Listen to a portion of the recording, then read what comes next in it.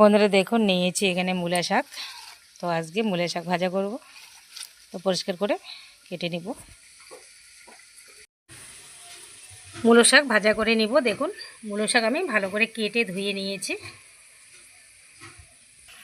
এখানে কড়াইয়ে দিয়ে দিয়েছি তেল, তাতে দিয়ে দিয়েছি কাঁচা লঙ্কা। তো শাকগুলো দিয়ে দিচ্ছি।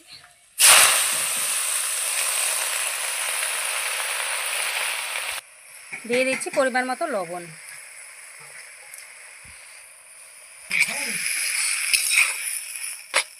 দেখুন নতুন শাক একদম কমে গেল। লবণ দিয়ে দেখুন নাড়াচাড়া করেছি, দেখুন কতটা জল বেরিয়ে গেছে। তো এখন আমি ঢাকনা দিয়ে দিব।